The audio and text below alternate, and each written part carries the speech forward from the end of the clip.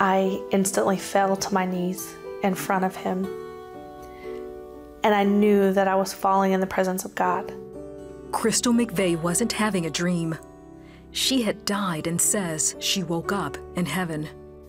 And it was this God that I had run from my whole life. Her journey away from him began when she was molested at 3 years old. I grew up believing that I was disgusting and broken and filthy. Crystal went to church with her mother. When she was 8, she accepted Christ and was baptized. She hoped that would cleanse her from the guilt and shame of being molested. But the abuse continued until she was 12 years old. I decided that there were two options.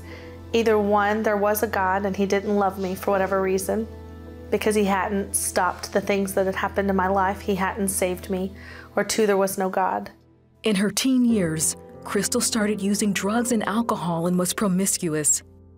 By the time she was 21, Crystal was a divorced mother with 2 children. Finally, at 28, she settled down and married Virgil, and they had twins. 10 months later, in December 2009, doctors performed a routine procedure that triggered pancreatitis. She had complications and ended up with a 110-degree fever. Her mother, Bonnie, came to the hospital. She didn't look right. She looked swollen to me. They had put her on a pain pump. I felt very calm and very peaceful. And I remember opening my eyes and seeing my mom sit at the chair at the foot of my bed, and I told her that I loved her. Mom, I love you. She felt cold. And when I looked up, her lips were blue, and she wasn't breathing. And I turned around, and her face was black. And I just started screaming, she's dead, she's dead. The nurse told me, she said, you need to leave, you need to, and I told her, I'm not going anywhere. Code blue, we need the crash cart in here, quick. For the next 9 minutes, doctors and nurses tried to resuscitate Crystal. About that time, Crystal's husband Virgil arrived. Everything went through my mind. I didn't know if she was alive, I didn't know if she was dead. I know why they didn't want me in there. It's violent. And so her 9 minutes in heaven were my 9 minutes in hell. While the team worked to revive her, Crystal says she was in heaven. The first thing I remember becoming aware of was that I was still me. And I was still the me who had just told my mother that I loved her and died. And I was very aware of the fact that I had just died. But I was also the me that had existed from the moment that God had created me. The light came to me as if I was in the middle of the tunnel, yet it went on for eternity. I remember being so at peace and so bathed in this light and this love.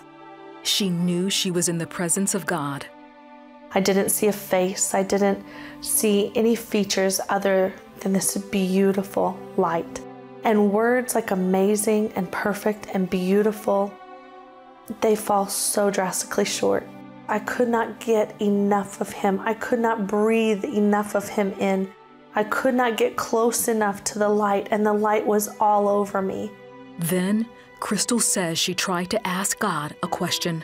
I wanted to know why he didn't love me, or why he lets bad things happen. And yet as I stood in front of him and I faced him and I fell to my knees and I raised my hands, the question I called out to him was, why didn't I do more for you? Because in an instant, he revealed his true self to me, which is love.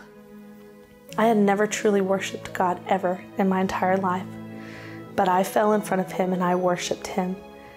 And as I lay there in worship and awe of this Creator, I remember saying I could worship you for eternity.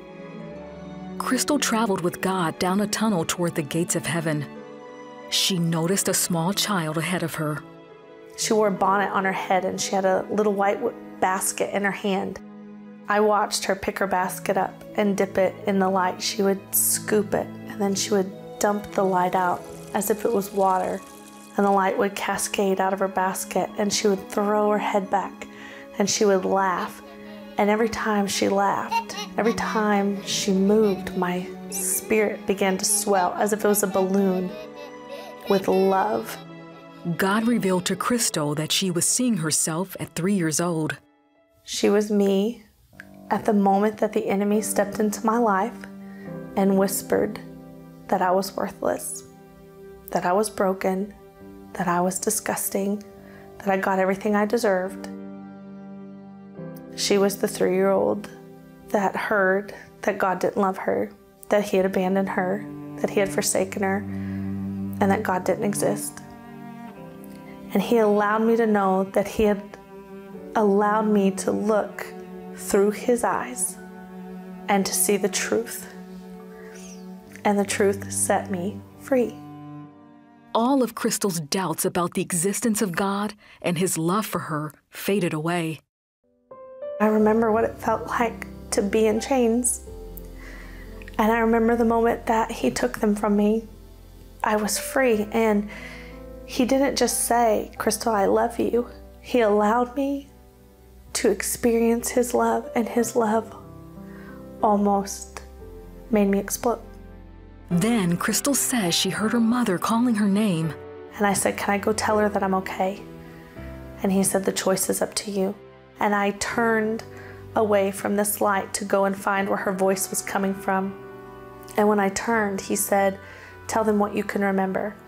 And I remember calling back, "I'll remember everything, and I'll be right back."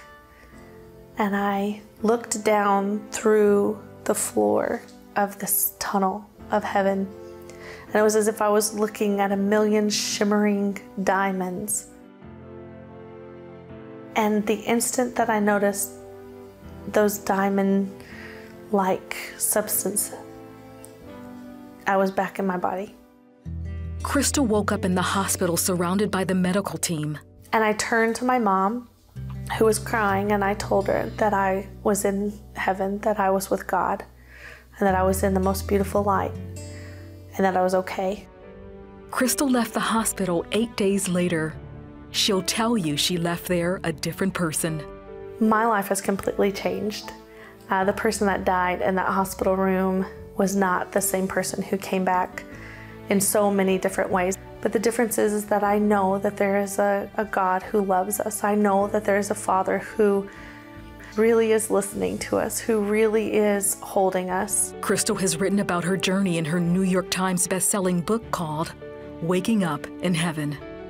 People often ask me, "What is your message? What message did He send you back with?" And it is so simple that it just doesn't matter who we are, where we've been, what's been done to us, what we've done, that His love is so vast and so great that it encompasses everything. And that we have that love not for anything that we've done to deserve it, but because He finds us worthy and because He gives us the choice to choose Him.